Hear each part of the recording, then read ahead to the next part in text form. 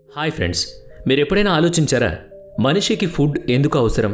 రకరకాల కాంప్లెక్స్ ఆర్టికల్స్తో తయారైన ఫుడ్ పొట్టలోకి వెళ్ళిన తర్వాత ఎలా డైజెస్ట్ అవుతుందని, అది చిన్న చిన్న ఆర్టికల్స్గా ఎలా విడిపోతుంది అని.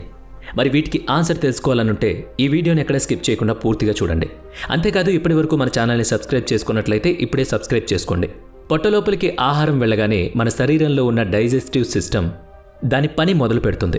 మనం తినే ఫుడ్లో ఉండే కార్బోహైడ్రేట్స్, ప్రోటీన్స్, అలాగే ఫ్యాట్స్ వంటివి కాంప్లెక్టెడ్ పార్టికల్స్ను డైజెస్టివ్ సిస్టంలో ఉండే కొన్ని ఆర్గాన్స్ చిన్న చిన్న పార్టికల్స్గా చేసి మన శరీరానికి కావాల్సిన ఎనర్జీని అందిస్తూ ఉంటాయి.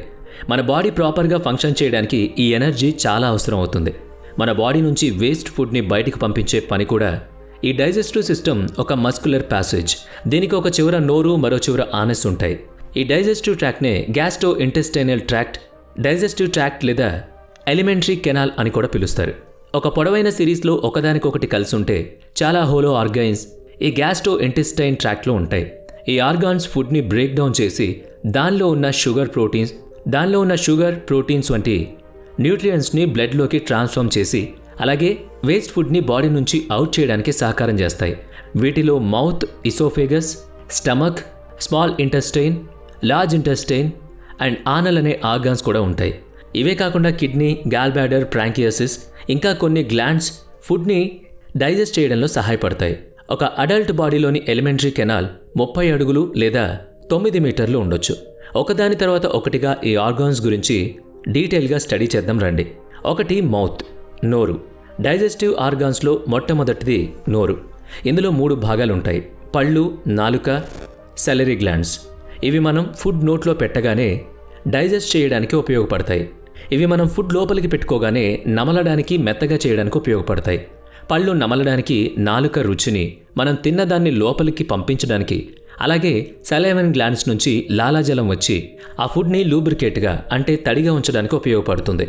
మనం ఫుడ్ని నోట్లో పెట్టిన వెంటనే లాలాజలంలో ఉండే అమైస్, లైసోజైమ్ ఎంజైమ్స్ డైజెషన్ ప్రాసెస్లో కీలక పాత్ర పోషిస్తాయి.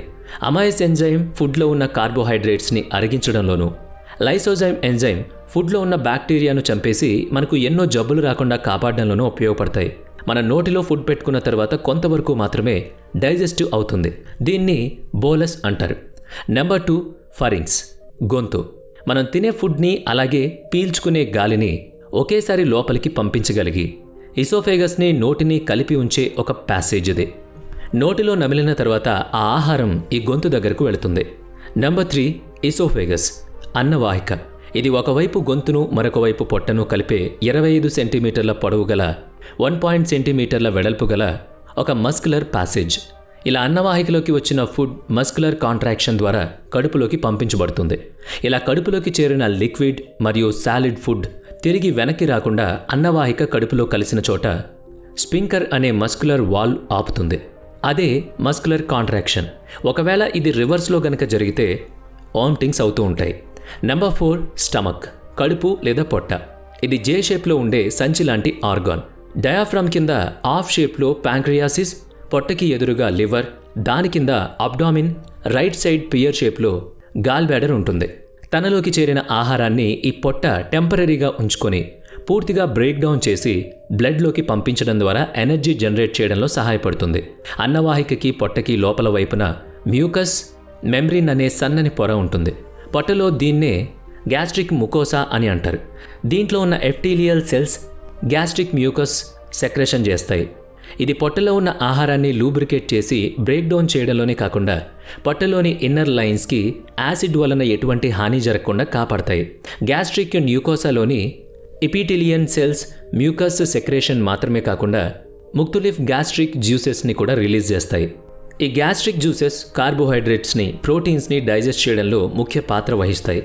ఈ గ్యాస్ట్రిక్ జ్యూసెస్లో హైడ్రోక్లోరిక్ యాసిడ్, ఎలక్ట్రోలైట్స్, ఒక ప్రోటీన్ డైజెస్టింగ్ ఎంజైమ్ పెప్సిన్ లాంటివి చాలా ఉంటాయి. ఈ కాస్ట్లీ జ్యూసెస్ వలన పొట్టలో కదులుతూ ఉన్న ఆహారం కాయం అనబడే ఎల్లో కలర్ థిక్ లిక్విడ్ ద్వారా కన్వర్ట్ అవుతుంది. Glucose, simple sugar, amino acids వంటి సబ్స్టెన్షియస్ పొట్ట అబ్జార్బ్ చేసుకుంటుంది.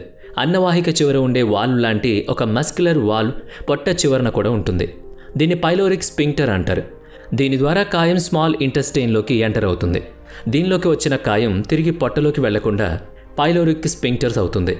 నెంబర్ 5 స్మాల్ ఇంటెస్టైన్, చిన్న పేగులు.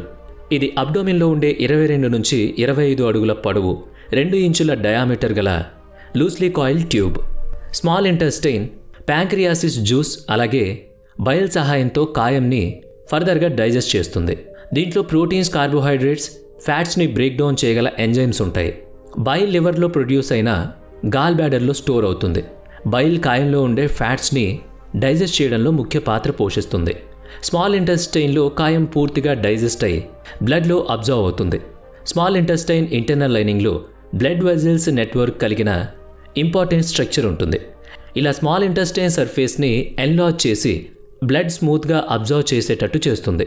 కాయం పూర్తిగా డైజెస్ట్ అయిన తర్వాత మిగిలిన వేస్ట్ స్మాల్ ఇంటెస్టైన్ నుంచి లార్జ్ ఇంటెస్టైన్లోకి వస్తుంది. నెంబర్ 6 లార్జ్ ఇంటెస్టైన్, పెద్ద పేగు. ఇది చిన్న పేగుల కంటే చిన్నగా ఉన్నా దీన్ని లార్జ్ ఇంటెస్టైన్ అనడానికి కారణం ఇది 5 నుంచి 6 అడుగుల పొడవు, సుమారుగా 3 అంగుళాల వెడల్పు కలిగి ఉంటుంది. లార్జ్ ఇంటెస్టైన్లో చేరిన కాయం వేస్ట్ నుంచి ఎక్సెసివ్ స్టాల్స్ వాటర్ని బ్లడ్ స్ట్రీమ్లో అబ్జర్వ్ చేస్తుంది. దీంతో ఫుడ్ వేస్ట్ సాలిడ్ ఫార్మ్లాగా మారుతుంది. ఇందులో ఉన్న బ్యాక్టీరియా దీన్ని డీగ్రేడ్ చేస్తుంది. దాన్ని మనం స్టూల్ అంటాం. ఇది రెక్టమ్ అనే 8 అంగుళాల ఛాంబర్లో స్టోర్ అయి ఉంటుంది. ఇదే అనస్ ద్వారా బయటకు పంపించబడుతుంది.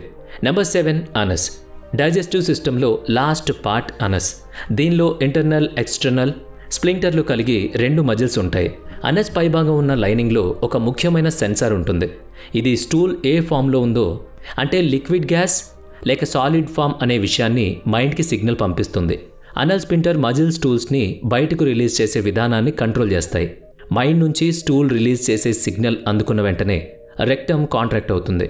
అప్పుడు స్టీనల్ మజిల్స్ లూజ్ అయ్యి వేస్ట్ బయటకి ఈజీగా పంపబడుతుంది. అదే మైండ్ నుంచి సిగ్నల్ రాకపోతే రెక్టమ్ రిలాక్స్ అవుతుంది. స్ప్లింటర్ మజిల్స్ కాంట్రాక్ట్ అయ్యి స్టూల్ రెక్టంలో స్టోర్ అవుతాయి. సో ఇది మన డైజెస్టివ్ సిస్టంలో మొదటి నుంచి చివరి వరకు జరిగే ప్రక్రియ.